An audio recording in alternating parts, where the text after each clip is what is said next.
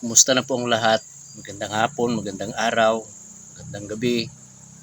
Matagal na hindi tayo nagkakasama-sama kasi alam nyo naman, busy ako sa araw-araw, may gawain, may trabaho. Yung sinabi ko na nga sa nakaraan kong mga video ay construction. Pero para sa akin ito ay hindi lang basta construction. Sasabihin ng iba ay construction lang pala trabaho nito. Alam po ninyo, yung ginagawa namin ay hindi pangkaraniwang building. At sa totoo lang, 3 beses kong sinumpaan yung gampaning ito sa loob ng Iglesia ni Cristo. Nung una, ako'y nasa Bulacan, 2002. Pangalawa, nung ako'y nadestino sa tawag nito, San Pablo, Laguna, 2007 ba yun o 6? At pangatlo sa Pampanga, San Fernando, Pampanga. Hindi ko na matandaan kung anong taon yun. Kaya kahit construction lang ako, kinararangal ko ito kasi hindi basta-basta yung aming mga ginagawang mga building, yung mga mihora sa loob ng Iglesia ni Cristo. Lahat ng tinatanggap namin ay may basbas. Kaya kahit sasabihin po ng iba, construction lang yan, wala, hindi kayang buhayin ng pamilya. Mula noong 1993 hanggang ngayon, dito na po ako nagtrabaho. Iba-ibang lugar na yung aking napuntahan, iba-ibang mga kapatid yung nakasama ko sa araw-araw. Mas marami pa nga yung aking panahon sa mga kapatid na nasa lokal na pupuntahan namin kaysa sa aking pamilya. Pero hindi po yun ang ating topic.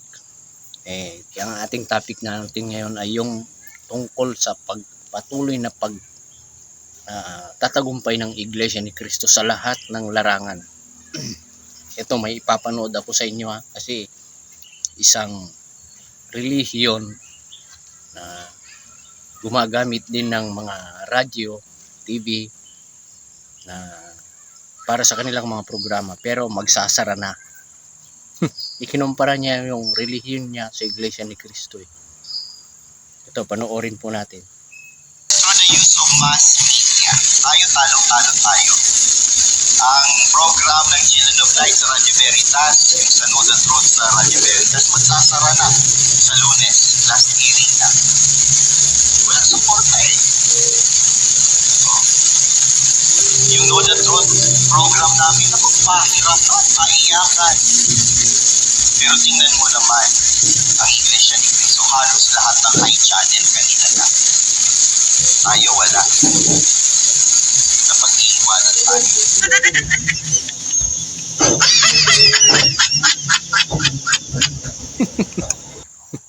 Inggit na inggit siya. Yun ay pastor siguro. Yun ay pastor sa isang relihiyon na binanggit niya yung Radyo Veritas ginagamit nila, pero magsasara na daw kasi walang suporta. Yung sinabi niya, pahirapan, paiyakan.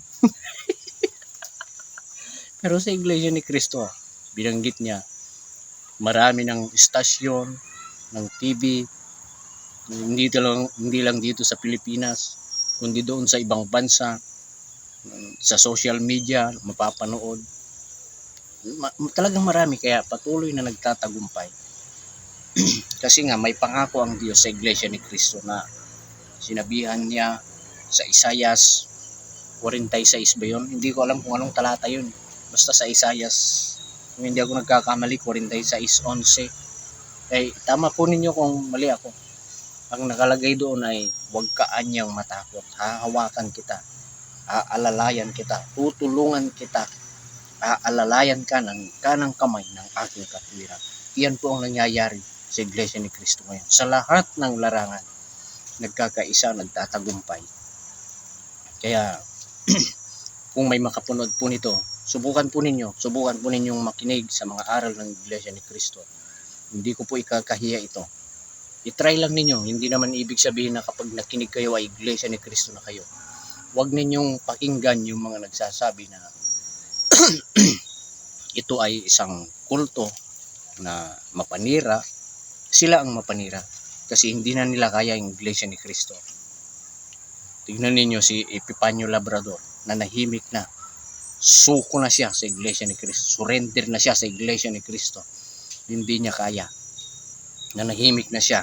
Matamlay na yung kanyang mga video. Kung napapanood ninyo, nasusubaybayan ninyo, hindi na siya bumabanggit ng patungkol sa Iglesia ni Cristo kasi alam niya hindi niya kaya eh.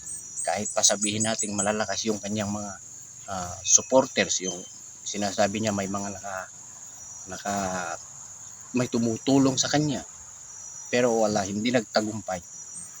Katunayan nga, ang dami patong-patong na kaso ang nakasampa laban sa kanya, at mayroon ng isang nasampulan na nahuli na nagsalita ng masama laban sa Iglesia ni Cristo.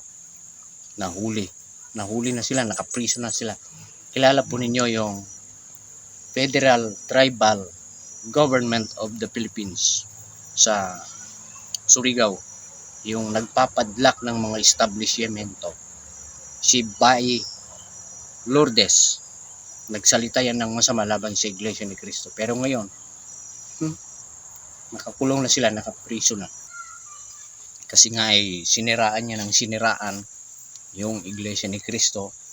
Tapos ito, pakinggan nga natin kung ano yung grupo na yun. Ito, si Jessica Soho. Bagong gobyerno ng Surigao.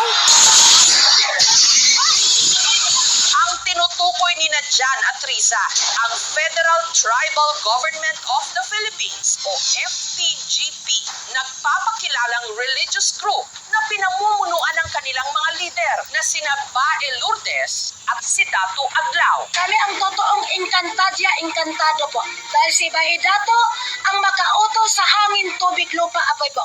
21 tao ang kanilang naaresto, kabilang na ang mga tumatayong leader ng grupo, sina Dato Adlaw at ang misis nitong si Bae Lourdes na nahaharap ngayon sa patong-patong na mga reklamo. Magpadlak na kayo din ang bagyo ang aking member official. Gusto nyo magbaha ng dugo? Tandaan nyo to.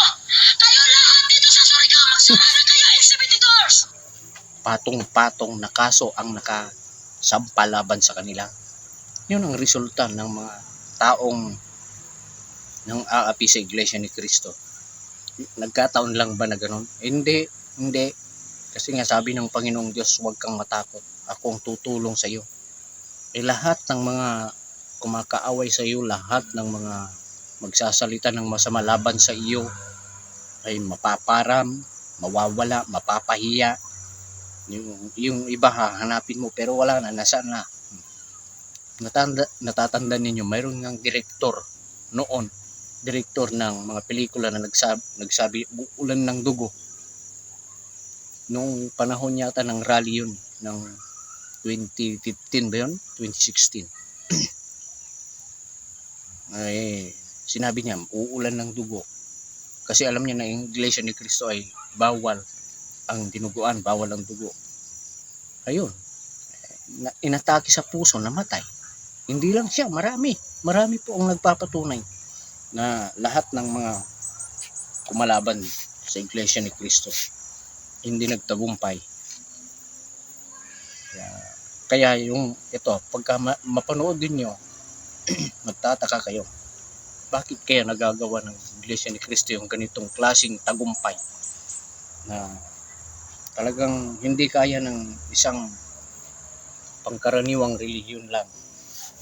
Yung sinasabi nila na binayaran ang Iglesia ni Cristo ng bilyon. Anong bilyon? Binayaran. Ang Iglesia ni Cristo ay laganap sa buong mundo. Kung mayroong kayong dollar, mayroon din ang Iglesia ni Cristo. Kung mayroong yen, mayroon din ang Iglesia ni Cristo. Anong currency ang ibabayad ninyo sa Iglesia ni Cristo? Paninirang puri lang yan. Yung mga sinasabing binayaran ng Iglesia ni Cristo. Hindi totoo yan. Kaya magsaliksik po kayo. Maraming nagsasaliksik ngayon. Maraming umaanib, maraming nagtataka.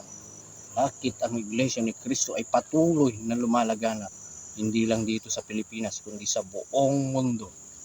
Kaya inaanyayahan po namin kayo, mga kababayan. At saludo po ako sa lahat ng mga kapatid na talagang tumutulong sa mga gawain sa loob ng Iglesia ni Cristo.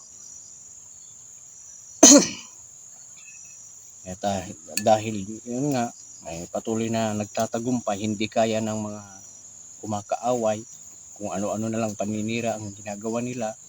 Itong si Epipanyo Labrador na dati ay napakaastig, sabi niya, hindi ninyo ako kaya, hindi ninyo ako matatakot. Wala, nasaan na siya ngayon? Hindi na nagpapakita. Mayroon akong ipapakitang mga video sa inyo patungkol sa kanya, kung sino talaga yung taong yun, si Epipanyo Labrador. Yung binibintang niya sa Iglesia ni Cristo ay siya pala ang gumagawa niyan. Napriso pala siya. May kasama siya sa prisuhan na kung napanood niyo yung video niya na may pinagbabantaan siya na mayroon siyang pinapakitang armas, yun kasama niya sa prisuhan noon. Yun ang nagsalita. Ipapanood ko, ipapakita ko sa inyo bukas. Hanggang dito lang lamang po, at maraming salamat sa lahat po ng mga nakakapanood nito. Maraming salamat po sa patuloy ninyong pagsuporta sa aking mga video.